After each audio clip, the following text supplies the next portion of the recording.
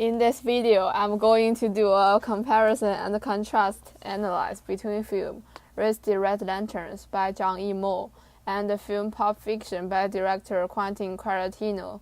The theory I'm going to apply is postmodernism. First of all, what is the definition of postmodernism? Not only from a film perspective, the definitions of postmodernism is a late 20th century styles and concept in the art, architecture, and criticism that represents our departures from modernism and has at heart a general distrust of grand theories and ideologies, as well as problematic relationship with any notions of art. Then, what's the distinguished features of postmodernism film? Postmodernism film is a classification for works that articulate the theme and the ideas of postmodernism through the medium of camera. For example, as we all know, Fight Club, Eternal Sunshine of a Spotless Mind, and The Suicide Room. Those postmodernism films attempted to subvert the mainstream conventions of narrative structures and characterizations, and test the audience suspensions of disbelief. Typically, such films also break down a cultural divide between high and low art and often append typical portrayals of gender, race, class, genre, and time with a goal of creating something that does not abide by traditional narrative expression. Pulp Fiction is a symbol of postmodernism film. Camera records objectively many fragments of life of these people who participate in the criminal's activity. Their life connected together by coincidence. Talk about the film sequence of the film. Compared to Raise the Red Lanterns, exactly follow the time sequence: spring, summer, fall, and winter. Pulp Fiction process a disorder. From many details, audiences are able to recognize this point. We are going timeline. Pulp Fiction told in a chronological sequence, but stories intersect in various ways. As I mentioned before, postmodernism films don't usually follow the genre's narrative structure. The narrative structures in Pulp Fiction called circular narrations, because the beginning of the film is connected to the end of the film. Why does the director decide to use circular narrations for this film? It might suggest a point. Violence is a loop that never stops. There are many details help audience to recognize the time sequence of the event. For example, stories start with a couple were robbing a restaurant, and in the end of the film, the restaurant also the place for Vincent and Joyce to have a conversation. Audience are able to easily figure out the timeline. For this part of the film, Judas and Vincent was on a mission. They were wearing suits, but when the film jumped out to another scene, they were wearing t-shirts. What happened in between? The director is going to show us the explanations later. Right after they caught a person, and on the way of driving, Vincent's guns ran off and accidentally shoot a person by mistake. They had to change clothes and clean up the car. The detail of their changing of clothes shows audience the stories happened between running on missions and the return to the boss. Raise the Red Lantern has a simple way on storytelling. In the summer, in the autumn, in the winters, and the second year's summer.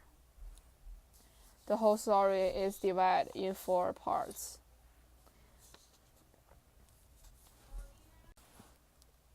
In some way, the changes in weather also indicate the changing on Songlian, how her characteristic and mind has been affected and slowly lost herself in the end of the film.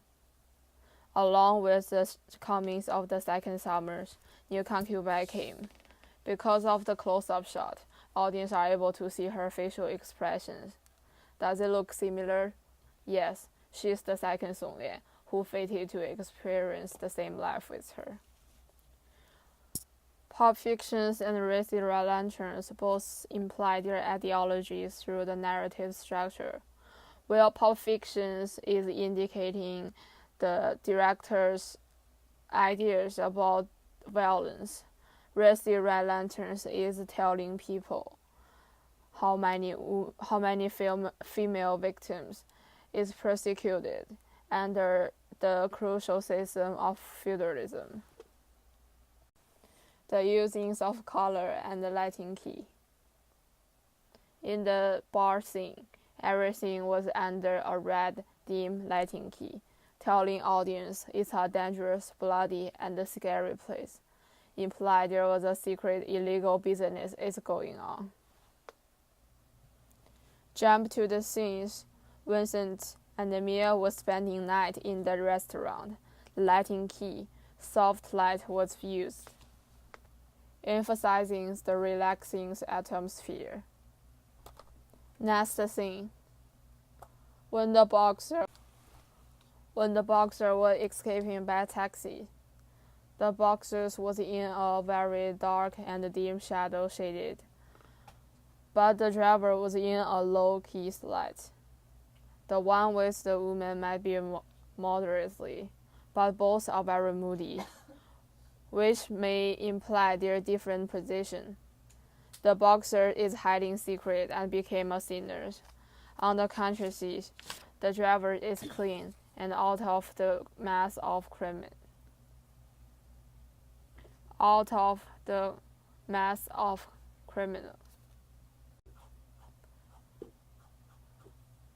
Zhang Yimou is known for his using of colors. Color always play an important role in the film he directs. In Racy Red Lanterns, red is the one dominant. In China, red is a color for happiness and lucky. But since the overuse of dark red remains audience more a sense of depression. In this scene, there is a strong contrast between white and red, brings people a desire to free from the present. The dancing scene is one of the most famous scenes of Pulp Fiction. What's so good about it? The shot switches from long shot to medium shot. The camera parallels to the characters. Since long shot displays the whole movement, the medium highlights the distance between them. Audience are able to feel the sexual tensions between them. While Mia is dominant the dance, she tried to approach Vincent, but Vincent was clear about the consequence of touching boss's wife. So what he did was retreating.